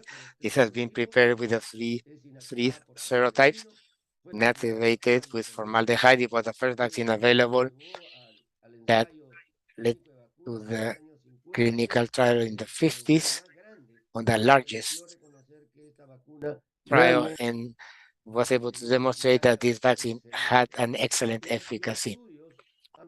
The study have allowed to know that after 3 doses, 1 month after the third dose, seroconversion with the inactivated polio vaccine is excellent, and therefore it is one of the vaccines that have acceptance in current times. In general, vaccination with inactivated polio as well as oral polio, or with the schedules that combine both vaccines, require 3 doses. And we know that you require a booster a year later, and at school age in our country and many other countries, they have a schedule that combines 2 doses of the vaccine and in 1/3 dose with the oral vaccine. The only precaution for the inactivated vaccine when there's an anaphylactic reaction to a previous dose. If you can see in this graph, the continuous dots, one of the vaccine, the oral vaccine, that continuous line, and the interrupted graph corresponds to the response with the inactivated vaccine. And you can see in this study that the antibody response is excellent for both vaccines. What is the difference? Why one is oral and the other and the inactivated polio? The oral vaccine is quite economic, it's easy to administer. It has a major advantage with regards to the inactivated vaccine that by being orally administered, it mimics the natural infection, and therefore it gives a humoral response by secretory IgA that prevents that the wild virus can enter through the gut. That advantage is the one that's being used as a dosis de polio oral support that a third dose of oral polio should continue while there is in the world countries with wild polio or with episodes of vaccine polio. The inactivated polio vaccine obviously doesn't have the possibility of producing vaccine polio. That's a great disadvantage, but the disadvantage is that it doesn't produce local immunity at the gut level through IgA, secretory IgA. As a summary, the polio infection is a viral etiology. It's very contagious. It's produced by poliovirus 1, 2, and 3, and we have only one wild, but other viruses can produce similar symptoms, even paralytic forms. Most of the infections are asymptomatic and not paralytic, but the paralytic presentation is clearly disability and may leave sequelae. There is no specific antiviral treatment. The treatment is symptomatic. The problem is that the most severe forms have respiratory difficulties, require a specialized treatment and require of assisted ventilation. And we cannot mention that in current times, the best treatment is the preventive treatment with the use of the current vaccines available. Thank you.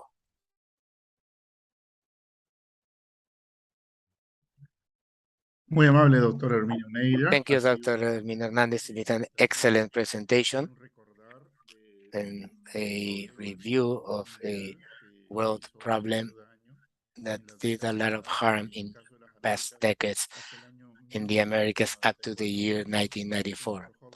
Many of our young physicians didn't get to see this process, and that we celebrate because it was due that they adapted policies and adequate actions to control the infection. It's important what you mentioned in terms of the relationship and the characteristics of the virus. You mentioned that this is a very special virus, it's a picorna virus, a small virus, one of the smallest viruses which cause this disease. It's an enterovirus, but you also recordar que no es reminded us that it's not the only virus that causes paralysis. las características de The la characteristics of the disease depend on the magnitude ataque que tiene el of virus the attack of the virus in the body, especially in the nervous system that may cause even death. You also underline the fact that this disease is almost asymptomatic in the largest proportion of cases, and only a very small number or a very low percentage have the paralysis. And this paralysis presentation that is entre un 2% between 2% can be severe and death. You have also told us about how the virus affects the nervous system, and in the severe cases, it may reach to the central nuclei with the somatic response of the organ. We talk about respiration and heart. del sistema cardiovascular. Un punto An importantísimo de important thing you mentioned información son las are características the characteristics and the differential diagnosis that we have in the clinical situation with respect to Guillain-Barré, that in some of our countries is we see outbreaks that may mimic cases of polio. You made a clinical differentiation of this relationship. Something important that you indicated also is related to the vaccines, and you mentioned that the vaccines have been used since 1955 that were inactivated viruses, and then they added in 1963 the oral polio vaccines, and the results have been excellent. And you also mentioned that although it is true that vaccine coverages may be good, the presence of the vaccine virus is due to places where there's no adequate vaccine coverage. In an important case related with Rockland, where the population has a special position to accept vaccines. And 2 years before, there was an outbreak of measles of more than 200 cases. And this is related to what you mentioned, that there has to be an adequate vaccine coverage. So we don't have this virus present with the vaccine. And an important comment that you presented to us is related to other processes that may be confused with the presence of the poliovirus. Finally, you made a recommendation with regards that the vaccine coverages have to be adequate in all countries so we can avoid the presence of the vaccine poliovirus. Thank you, Dr. Hermino.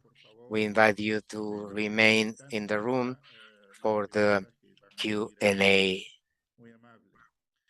Thank you, very kind. Well, now we invite Mr. Dr. Ramón Amorós. He joined Rotary International in 1999. He held all the positions in the club. Has been assistant governor between 2004 and 2007. He was chairman of the district committee of the Family Conference 2006-2007. He's been the General Secretary of District 2003, 2004, and 2011 and 2012. Governor of Rotary District number 4865 between 2008 and 2009. Chairman of District Committee of the Rotary Foundation 2015-2019 of the 4851 District, and Chairman of the Rotary Intercountry Committee Argentina-Chile in 2020 and 2023. Major donor and benefactor of the Rotary Foundation, member of the Rotary Club Cerro Aconcagua, and is a regional coordinator to end polio now, Zone 23B since July 2021. Welcome, dear Dr. Rodal Amorós. You have 20 minutes and the expectations of all of us. Go ahead. Very kind, Luis. Very happy to be here with these qualified colleagues and experts in this subject. Despite of all the efforts throughout these years, polio is still current, and Rotary International with its Rotary Foundation is looking at a goal to eradicate poliomyelitis in the world. Our chairwoman of Rotary International, Jennifer Jones, stated that polio eradication is the global project that Rotary International has. Global project number 1, among many other projects and problems that we have in our organization. The number 1 is the eradication of polio. It's been mentioned of the different type of vaccines, and therefore it talk about everything that has to do with the price of the vaccine. The price of the vaccine from one type or the other is being established in US dollars or in the currency that each country has. For us, the Rotary members, we are interested with the value of the vaccine. And we interpret that the value of the vaccine is not no more and no less than life, the life of our con los niños recién nacidos que están pero tan fellow humans, and start with children that lack so many things that today science and the world can offer them. To those children, we dedicate our best care without leaving the others aside, without neglecting mothers, adolescent mothers, and all the communities that have so many deficiencies. Rotary International and our foundation through these 37 years, where we started with this campaign to end in polio, together with their partners from the coalition that are the World Health Organization, UNICEF, the Bill and Melinda Gates Foundation, instrumental partner from the economic point of view, the CDC in Atlanta, and the Gavi Corporation that takes care of the vaccination logistics. Throughout these years, we have vaccinated as a team, not only Rotary and the foundation, but all of us involved in this major world campaign. We have vaccinated more than so many millions of children. We help to prevent other vaccinated diseases such as measles, Ebola, COVID in this pandemic that was so tragic, that shook all the homes in the home with no distinction. The Rotary vaccinators were offered by the institution to offer the vaccination as COVID-19 vaccinators. That was perhaps one of the reasons why there was a drop in vaccination coverage for poliomyelitis. That was a reason added to the fact that the parents did not leave their homes with their children because of the fear of the COVID infection. So we were many months without parents taking their children to a vaccination center, to a health facility or a hospital to vaccinate them and comply with this moral obligation that parents have of vaccinating our children. We have contributed throughout these years with $2.5 billion. The Bill and Melinda Gates have allocated this in their collaboration $1.3 billion. This implies that the Rotary, when we carry out the campaign, we establish a goal of collecting $50 million. Once that goal is achieved, the Bill and Melinda Gates will give $100 million more this year. In addition to that contribution, President Jones has allocated $150 million extra for this campaign. And the past week in the summit in Europe, the countries that are the most powerful in the earth and the organization with more economic power, Bill and Melinda Gates have offered $1.2 billion more for this fight that I'm sure we're going to see its end as something that became history. But please pay attention, because today the questions that we ask is if polio is in our rear mirror or is it ahead of our windshield. Many of us think that it was a disease of the past. Many of us thought that it was something forgotten until suddenly the news shook us, because to speak of a millenary disease such as polio, but we had practically limited to 2 areas in the world Pakistan and Afghanistan, and that perhaps we receive news from Israel, Mozambique, Malawi, London, New York, was shocking for our society. We all started talking about polio, everyone, with no differences. And that has brought to everyone's mind the old memory of the steel lungs, the memory of ventilators used in the COVID-19 pandemic. And we don't want that to continue to happen. As Dr. Salas mentioned, the coalition strategy as objective number one is to eradicate the wild polio virus, and the second strategy is the objective two is to stop the transmission of the polio virus derived from the vaccine.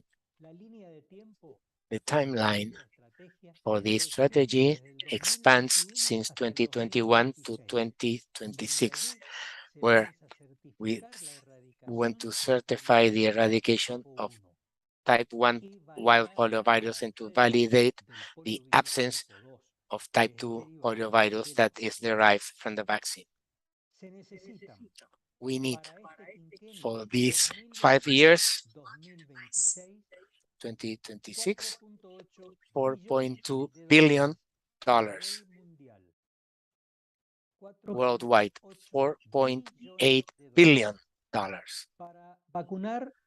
to vaccinate up to 400 million children and to finance these hundreds of thousands of workers for this campaign and to intensify the surveillance activities for this disease. As you know, we have more than 150 laboratories around the world and more than 92 countries that are joining to this research and activities of surveillance, and that are permanently communicated, so any result that is recorded in any part of the world will immediately be reported. The Rotary Foundation uses $36 million per year to create awareness about this disease, awareness at the level of the entire world. We are using $27.8 million in grants for polio vaccines. Rotary doesn't sell vaccines or purchases vaccines. We participate together with the coalition, and we participate together with the initiative of the World Eradication in this campaign, but we don't buy or sell vaccines. To reach all the populations, and in this specific case, you have seen images of where is being vaccinated: Mozambique, Afghanistan, Pakistan, the roads, those remote areas. We have allocated $58.5 million in grants to reach the vaccine, reach those children with transportation, surveillance, and the geolocalization of those populations that go from one place to another, that go across borders with no documents or so we, in what we call Polio Plus campaign, we are also painting the fingers of children so we can identify them to see who was vaccinated and who didn't. So when they move from one place to another, the painted finger tells us that that child has already been vaccinated. Polio Plus is also the administration of other interventions of vitamin A with the vaccine for those children who are born with so malnutrition and so low birth weight. Dr. Herminio knows much more about me about the topic. And this is help that we provide the children that are less than 1.5 kilo when they are born. This is also the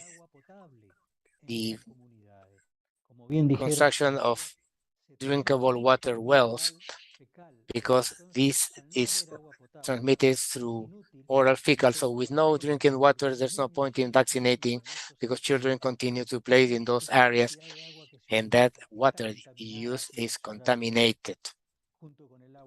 Together with drinking water, we are providing soap, which is useful for them to know that hygiene is not only with water, because water, the drinking water, but that doesn't disinfect, but with the use of water and soap helps and disinfects and prevents several inconveniences.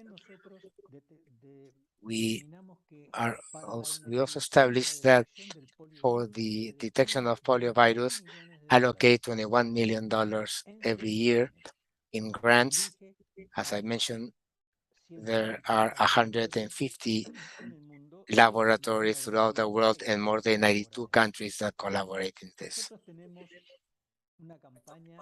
We have a campaign where Rotaries collaborate every year. And what do we try to do? In addition to the economic portion, which is important part of this campaign, without that money, we can't do anything. What we try to do is to motivate people, that incentive that if they vaccinate their children, and that the vaccination is a part of all the family and community awareness, because we don't only vaccinate children, we vaccinate adults and we vaccinate the elderly. We all need the vaccines. At every age, there are vaccines that prevent these transmissible diseases. So we're trying to create awareness and then to take the entire family for vaccination, but mostly children.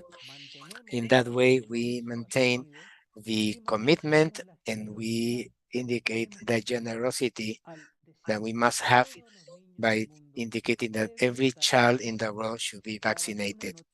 The vaccine doesn't make difference in creed, race, color, or politics. The vaccine must be for every children in the world. The Gates Foundation, as I mentioned, provided $100 million up to the year 2026.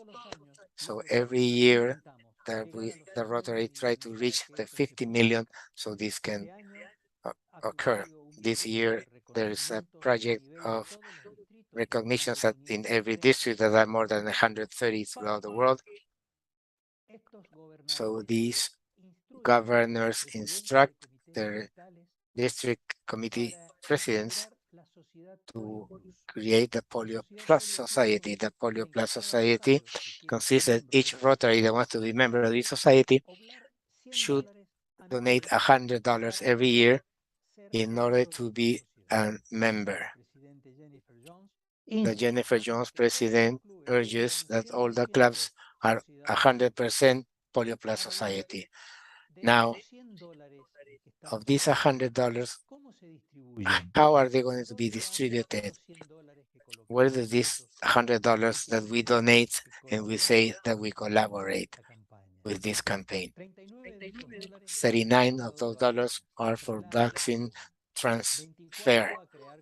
34 to create awareness, 19 to vaccine production, $14 to detect poliovirus, $3 in experts, and $1 in research.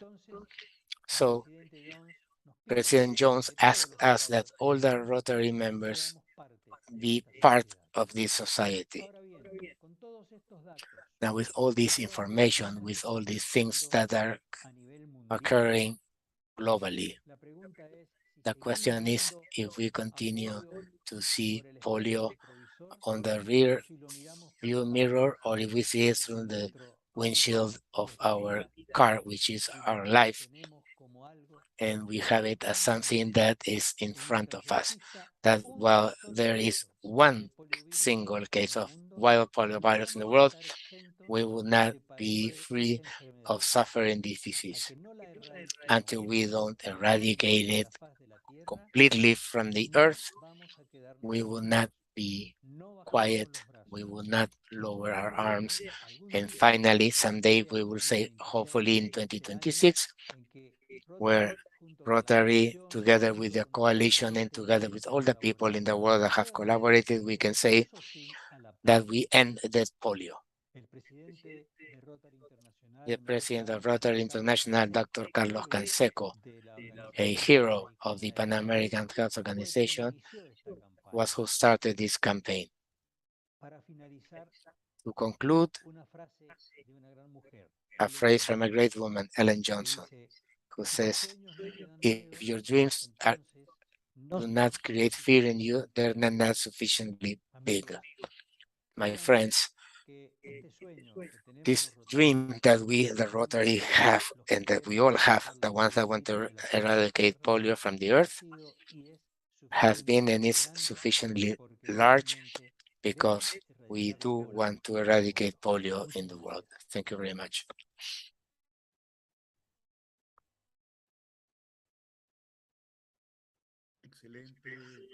Excellent, Dr. Amoros. You have quickly reviewed the vision of the Rotaries have in the world, the commitment for more than 43 years of intense effort when they started in the Philippines campaign. It has been spread throughout the world. Rotary International is a spearhead among the world clubs to carry out the campaigns and strategies for controlling this terrible disease. Something remarkable in your presentation is the work you are doing in Afghanistan, a country that suffers of a very critical situation with high levels of poverty in war, but has generated a new strategy of the Rotary to do the field interventions and allow the access to geotechnology or geo-referral to identify the spaces and areas where we have cases and also the vaccine coverage. Something to highlight is the investment of the effort of the Rotary that from the start with an investment of $2.5 million llevado del inicio de las campañas. from the start of the campaigns, and also the commitment that every year all the Rotary will contribute with $50 million per year, Fundación Belinda and the Bill and Melinda Gates Foundation double that amount, which they also committed through the president for a very, very special year. And I think that all this effort is also channeled in accompanying the health workers, offering the possibility that they can do field interventions supported in each one of the campaigns, and with the need to have logistics, supplies, transport of the resources, allocation of resources. You also mentioned a significant commitment to be part of the Polio Plus Committee of the young and Rotary Young and Adult, and the commitment that to be part of this group that specialized fights in the against polio in the Rotary Club.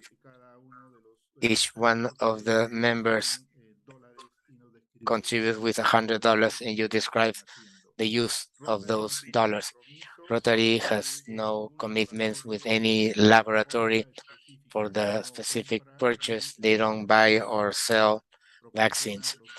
You provide the funds to carry out this honorable intervention.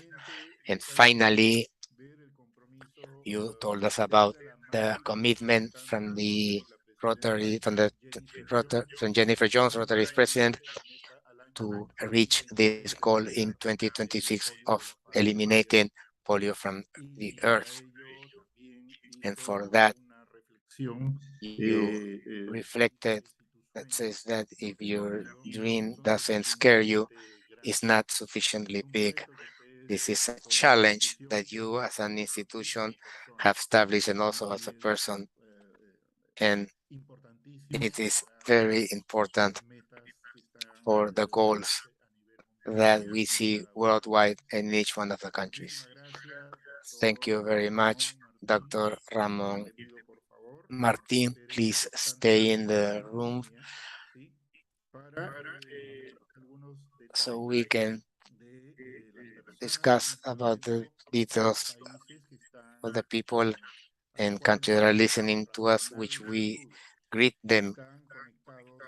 We have people from Argentina, Bolivia, Chile, Colombia, Cuba, Ecuador, Estados Unidos, México, Spain, the US, Mexico, Nicaragua, Panama, Paraguay, Peru, and Venezuela, and institutions that are participating with the questions from the Ministry of Health of the Andean countries, Bolivia, Chile, Ecuador, Venezuela, the maternity hospital in Lima, and the maternal and perinatal institute.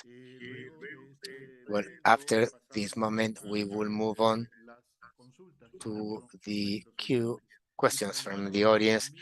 And for Dr. Herminio Hernandez, we have the following questions. What is the life expectancy of aseptic meningitis and flaccid paralysis caused by polio?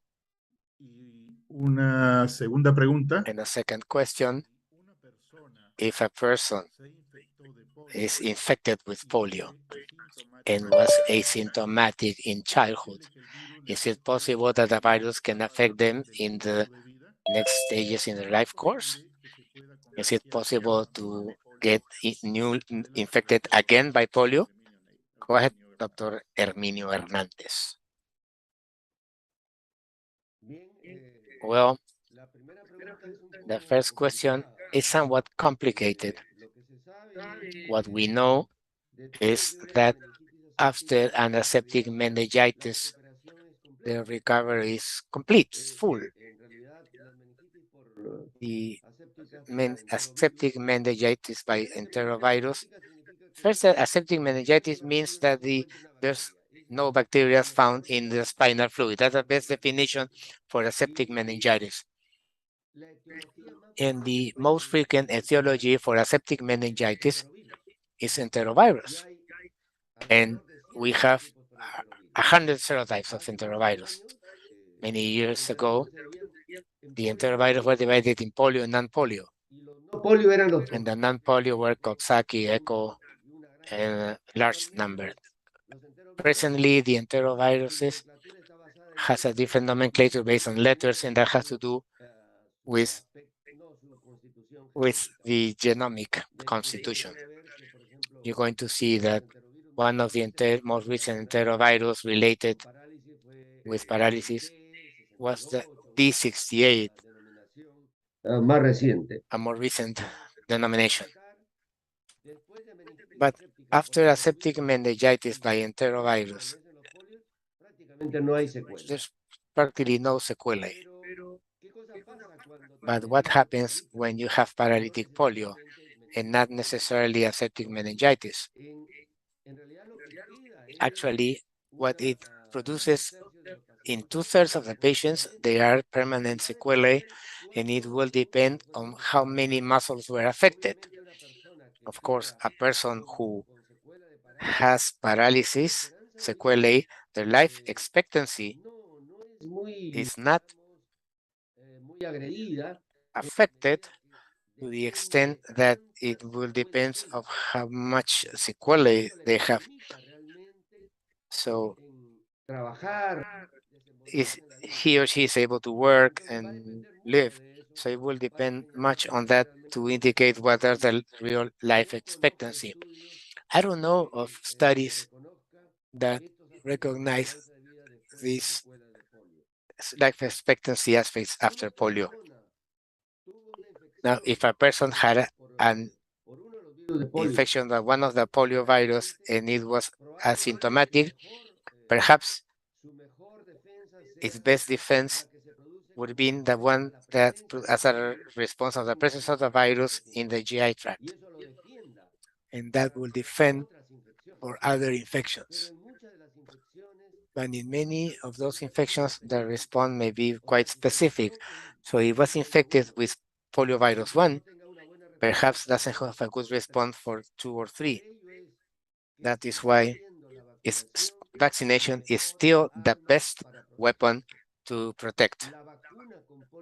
The vaccines with inactivated polio produces antibody response that prevents the paralytic polio, but it doesn't prevent intestinal infection. That is why the recommendation de los asesores of en the vacunas vaccine advisors with regards to polio that as long as there is wild polio in the world, it's better to be vaccinated. Thank you.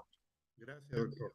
Thank you, Dr. ¿Cuáles Amoros. son los principales What retos are de the la most lucha para important erradicar la challenges in infección fighting por for the virus eradication of poliovirus? poliovirus Y la segunda at pregunta, present? And the ¿el second Rotary question, International coordina con los ministerios de is salud the Rotary International coordinating with the Ministry of Health for the preventive activities? algunas experiencias Could you significativas? comment some of those significant experiences? Los principales retos Well, the que most tenemos, important challenges primero we el have, primer reto, el primer the gran first reto one, es the major vencer one, a esta is enfermedad to defeat que this consideramos disease, que la tenemos which we en consider un that lugar, it's como diríamos, in acorralado, a place that is ya surrounded, por el poliovirus encapsulated, salvaje. the El wild reto poliovirus. entonces The es, most pero las biggest dificultades challenge is en that, ese reto but the son difficulties varias, around that challenge are several: geopolíticas, geopolicy, ambientales, politics, environmental, culturales, cultural, regiones de difícil acceso, regions of difficult access, poblaciones migrantes que se migrant trasladan populations that de un lugar a move otro from one place sin to ningún tipo another de control with no sanitario. type of sanitary Y control. lógicamente And el drama de la guerra recently, the war que ha motivado que más that de has 2.000 o made 3.000 that more than niños 2,000 or de 3,000 Ucrania children from Ukraine migren de una migrate forma casi all of an almost desorganizada, diría yo, disorganized way, I will a say, otros países to sin other tener countries documentación without having sanitaria, health sin documents, saber without si knowing las personas que los those reciben people who en receive sus them at puntos de their encuentro homes, son rotarios, many como en el are caso de Rotary Polonia, members, like in the sin case of saber si esos Poland, niños están o no without vacunados. knowing if those children are Entonces, vaccinated or el not. reto más grande So the es ese, major es challenge is that one, concientizar to a create todos, a awareness to todas las people, comunidades. to all the communities. Recién lo dijo el doctor As Herminio, Dr. la Herminio vacuna recently mentioned, es la única the solución. vaccine is the only Ese es el solution. reto más grande. That's the La most vacuna important es la challenge.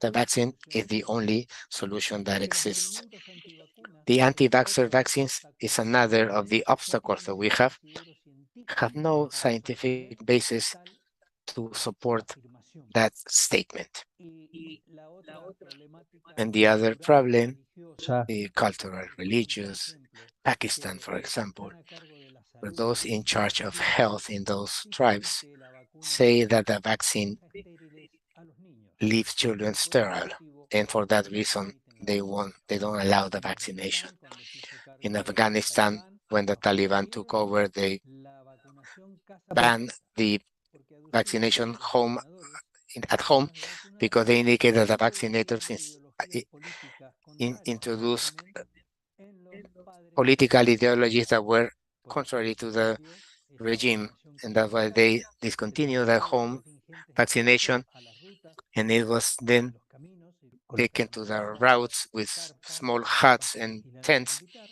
under military Por surveillance. suerte, hace And poco han fortunately, not vuelto too long a ago, aceptar la they have vacunación casa accepted por casa. again Esos son house los retos más vaccination. grandes que Those tenemos. are the major challenges La we have. violencia, la indiferencia Violence, de la gente indifference que ha of many matado people that have killed vacunadores, que en la mayoría de vaccinators, los casos son that in voluntarios, many cases are van a pedir volunteers that offer their ir life a vacunar to a vaccinate lugares lejanos y que children terminan in remote areas, and lamentablemente unfortunately víctimas de un are atentado victims que ya of tenemos muchísimas violence, víctimas and we fatales have en many esta campaña.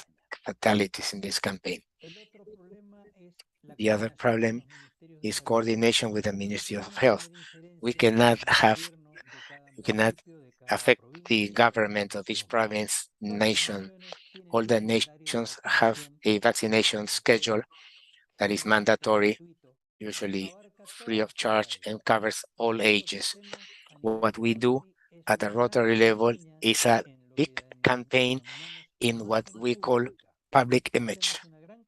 We do a major campaign in social networks. We do campaigns in every sense with posters, newsletters, and we put special emphasis in this vaccination.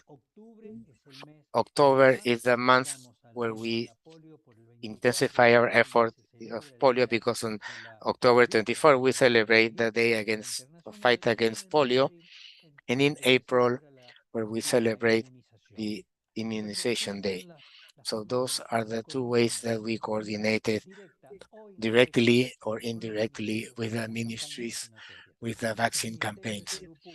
The public health ministries elaborate their own vaccinations las casuísticas que programming based on the cases of each national, provincial, or municipal government has of the outbreaks of diseases in different areas where they are present.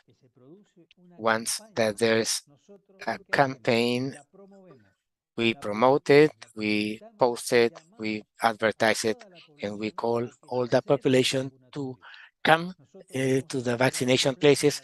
We have elaborated a strategic plan to give them the name of Dr. Albert Sabin to most of the vaccinators in the province of Mendoza as a homage to Dr. Sabin.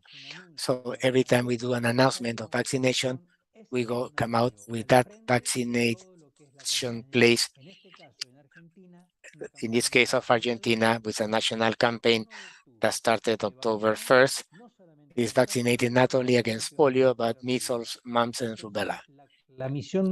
So our mission is to support that campaign from the advertisement point of view, creating awareness in the community to take their children for vaccination.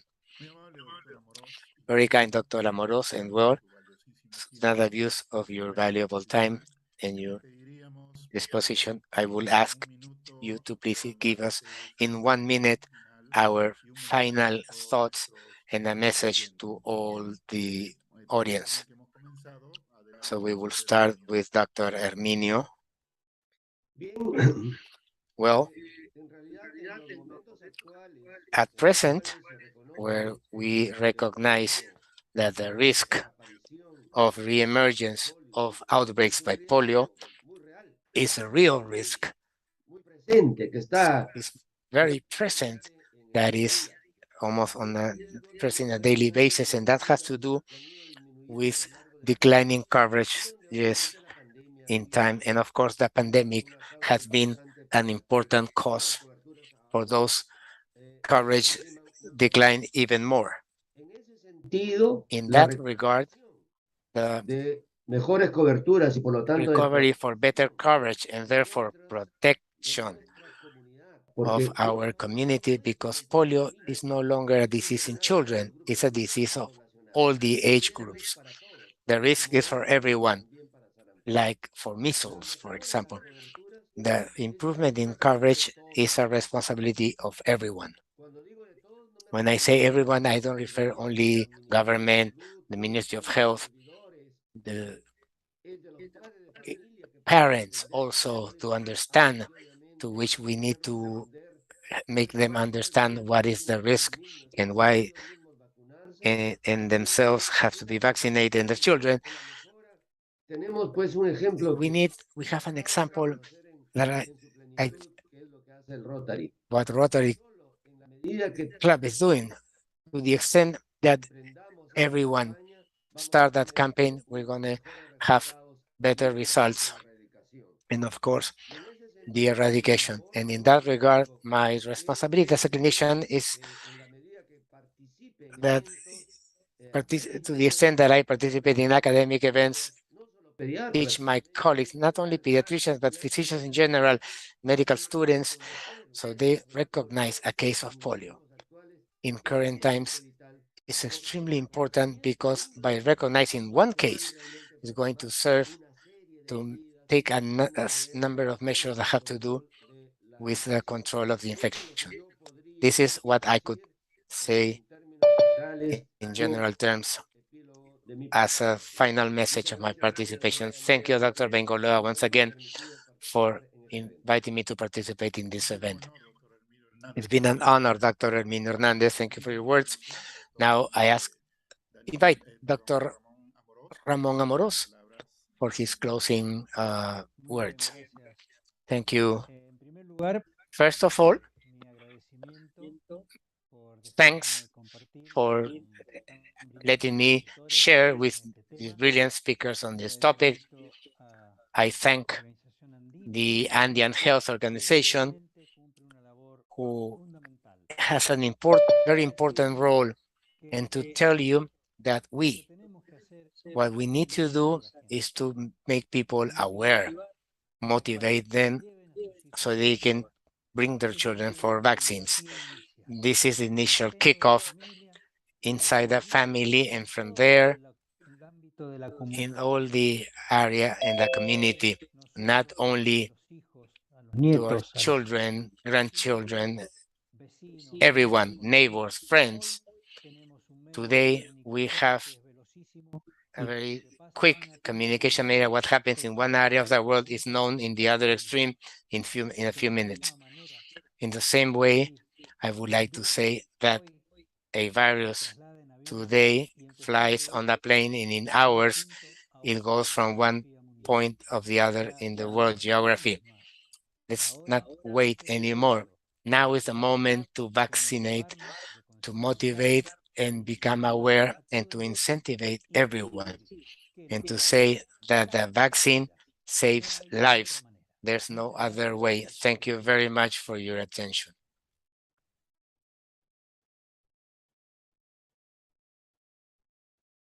Muy amable, doctor. Very kind, Dr. Ramón Amorós, for excellent final message in this meeting. Well, I would like to reiterate once again our gratitude to our excellent speakers and to all the attendees that week after week accompany us, to the Horas Conu team, and to all those who participate in this activity, which has been possible thanks to the commitment with the Andean and Latin American integration. I give the floor to Dr. Marisela Malqui Osorio for the closing of this seminar on behalf of the Andean Health Organization and POLIO Agreement. Go ahead, Dr. Malqui.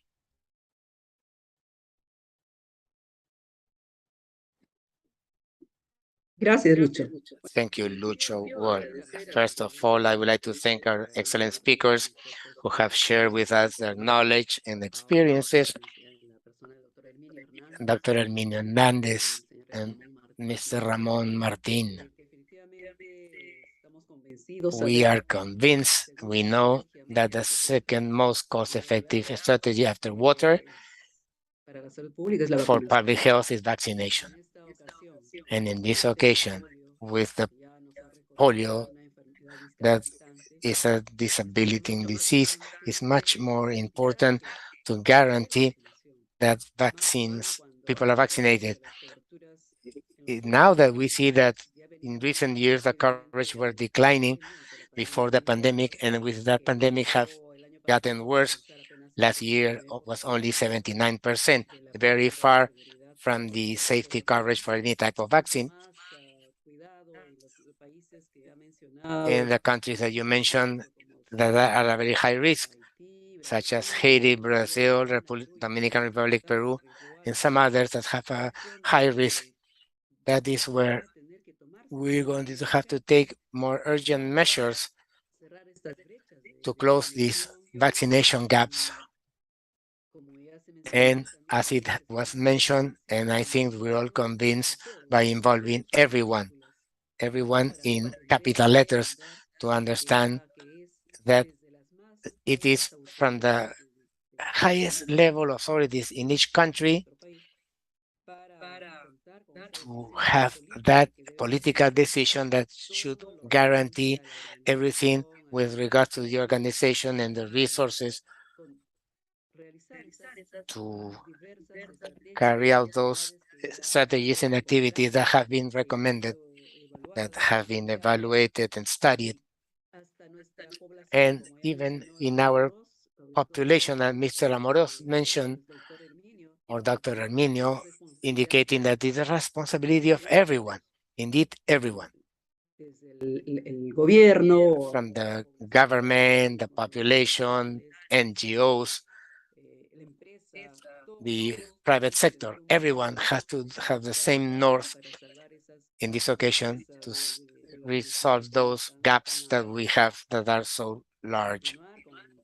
Continue with the strategic partner in this particular topic of polio with Rotary International that motivates us, that helps of having the economic resources to, through vaccination against polio, we can guarantee it with the Bill and Melinda Gates and everyone who participates. And as he said, we're still afraid with our dreams, so we can improve this courage that by repeating it, we need to convince everyone that the vaccination in this occasion is the best thing we can offer. You have reminded us that there are no drugs, no treatments for this condition. It's quite disabilitating, and we need to make our children be happy, live happy and healthy. And this is easy to achieve if we all put our effort. Once again, thank you from Horas Konu. We're always involved and concerned with this important topic.